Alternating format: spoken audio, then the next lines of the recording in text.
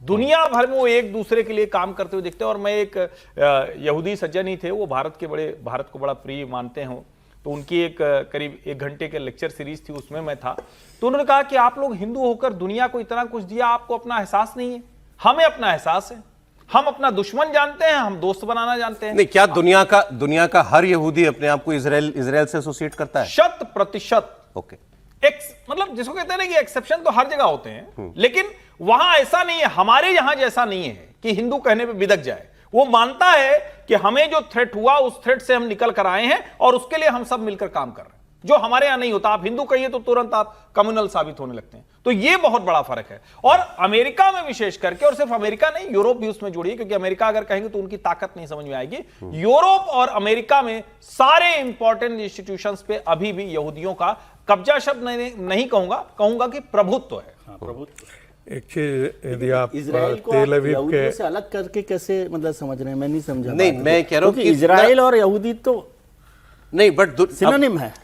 नहीं, कहीं का भी यहूदी, किसी भी देश का, कहीं का भी यहूदी, मतलब वो एक कनेक्ट उसका इजराइल से, मैं बस कुछ समझना चाह रहा हूं। आप उसमें वो खबर सर एक याद आ गई तो उसको बता दूं। जब इजराइल सारा तेल अवीव से लेके सब बंद हो गया था, लगा था कैसे जाएंगे, तो उस वक्त वो विशेष विमान से अपने देश लौट रहे थे। उनको लग रहा था ठीक है अब लड़ाई का समय है, तो अब चलो हम लौट चलते हैं। तो वो मतलब वो समाज कुछ है उसके अंदर कुछ। और मैं तो कह रहा हूं, मैं एक लाइन फिर से दोहरा रहा हूं कि उन यहूदी सज्जन ने कहा, जिस लेक्चर सीरीज में मैं सुन रहा था, उन्होंने कहा कि हिंदुओं को अपनी ताकत का, अपनी शक्ति का और अपने दुश्मन का एहसास नहीं है। ये उन्होंने स्पेशली कहा। जी सर, कुछ बोल रहे थे? मैं कह रहा था कि अपवाद होते हैं। तेल अवीव में एक हार्वर्ड के प्रोफेसर थे, वो कह रहे थे, हम लोग वहीं पर थे तेल अवीव में ही, तो कह रहे थे कि हमारा और मुसलमानों का जेनेटिक एक ही है। हाँ, तो एक ही है कि वंशावली एक ही है। तो उसमें जो कई लोग थे वो भड़क गए, बोले कि ऐसी क्या बात कर रहे हैं, या इतने दिनों से हम लड़ रहे हैं, इतने लोग हमको मार रहे हैं, फिर भी तुम बोले जा रहे हो। लेकिन वो हार्वर्ड के प्रोफेसर थे, तो हार्वर्ड के प्रोफेसर ऐसा बोलने की हिम्मत कर सकते हैं। दूसरी बात, भारत के लिए उनके पास अगाध प्रेम है। ये यदि आप उनके एयरपोर्ट पर चले जाएं, यदि उनके मेन सिटी सेंटर चले जाएं, तब आपको दिखाई देगा कि दुनिया में वाकई जब हम कहते हैं ना कि भाई यहूदियों को जब कोई सभी लोग मार रहे थे, सभी लोग पीड़ित कर रहे थे, दुनिया में अकेला एक भारत देश है जिन्होंने उनको शरण दिया। और इस चीज को वहां का पूरा नेशन भूलता नहीं है। इतनी अगाध सजा। नेतन्याहू का 2 दिन पहले का स्टेटमेंट देखिए ना, भारत के लिए उन्होंने क्या एक खबर सर बड़ी इंटरेस्टिंग, ये आपको बताता हूं। जोड़िए कि हमारी जो भारत लॉबी है पिछले कुछ समय में बहुत प्रभावी हुई है, इसको जोड़िए। भारत उस तरह से भले ना हो, भारत की लॉबी तो नहीं मैं कहूंगा, लेकिन हमारे लिए एक अच्छा काम हुआ तो हमारा कुछ इन्फ्लुएंस हो सकता है, उसमें यूज हुआ हो। पाकिस्तान की घेराबंदी दोनों हर तरफ से हो गई है, जहां से भारत थे उधर से अफगानिस्तान से। अफगानिस्तान में मतलब तालिबान के पास लेकिन उस रूप में ताकत नहीं है, उसके पास हथियार भी नहीं है, उसके पास वायुसेना नहीं है, और पाकिस्तान को यह समझ में आ चुका है कि वो अब उसके ऊपर एक डोमिनेशन के लिए जब चाहे हमला कर सकता है, और वो कोशिश करेगा, लेकिन वो उतना नुकसान पाकिस्तान का नहीं कर पा रहा। ये बात ठीक है।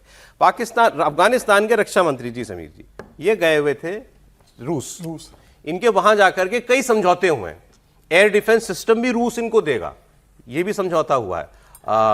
अब ये खबर जिस दिन चली, मैंने पाकिस्तान के एक जर्नलिस्ट का बयान देखा, उनसे एंकर ने पूछा कि ये हमारे पड़ोस में हो रहा है और वो रूस गए, रूस उनकी मदद करेगा, फिर ये हमारे ऊपर जब हमारा कुछ झगड़ा होगा तो इसके पास रूस के हथियार होंगे। उन्होंने कहा मैं मान ही नहीं सकता, ये फर्जी खबर है।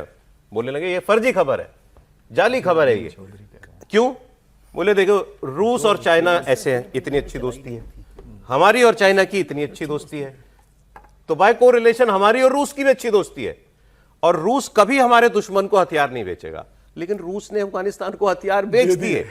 और ये लौट के जब ये व्यक्ति सज्जन आ रहा है ना, ये रक्षा मंत्री है, अभी अफगानी में बोल रहे थे, हमने ट्रांसक्रिप्ट वो देखा उसका ट्रांसलेशन, उन्होंने कहा अब हमारे पास पाकिस्तान को जवाब देने के लिए भी कुछ होगा, हथियार है, ये बोला रक्षा मंत्री ने। तो अब ये जब काम हो गया तो मैंने कहा अब उन सज्जन की बात आपको सुनाई जाए जो इतने कॉन्फिडेंट थे कि रूस कभी हमारे दुश्मन की मदद नहीं करेगा। सुना दीजिए।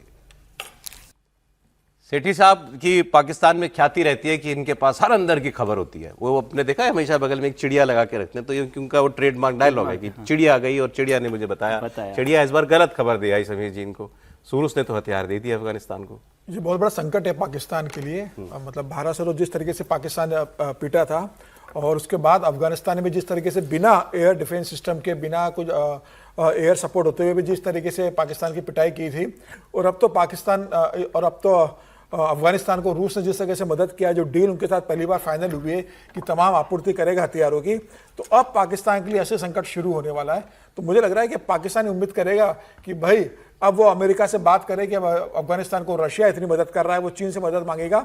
लेकिन अफगानिस्तान तो बिना हथियारों को, जब पाकिस्तान को घर में घुस के चौकियों पे उन्होंने जिस तरीके से पीटा था, और वो तो हमने वीडियो देखे थे कि वो गाड़ियों में जिस तरह मोटरसाइकिल पर बंदूक, लेकिन अब ये सीधे बॉम्बिंग कर देते हैं ना, अब काबुल में बॉम्बिंग किया था। हाँ। तो वो उस समय हंसाए थे। लेकिन अब अफगानिस्तान की जो कमजोरी थी, उसको जो ताकत रशिया ने दी, और रशिया को ये करने के लिए किससे सपोर्ट किया ये भी देखना चाहिए। किसके कहने पर रशिया ने सपोर्ट किया। अब अफगानिस्तान पाकिस्तान को बताएगा कि भाई इनको गुमान ये था कि चीन ये कभी नहीं होने देगा। उनको ये भी गुमान था कि रशिया नहीं करेगा, उनको ये भी गुमान था कि चीन नहीं होने देगा, लेकिन आज रशिया ने किया। लेकिन उसके पीछे कौन है ये भी तो देखना चाहिए कि किसके कहने कौन है। लोग कह रहे हैं डोभाल साहब गए थे, भारत दवा वगैरह काफी डोभाल साहब गए थे अफगानिस्तान और रूस गए हुए थे। भारत दवा वगैरह काफी भेजता है, थोड़ा हथियार भी, मतलब डिफेंस की ट्रेड भी तो होना चाहिए, डील होनी चाहिए।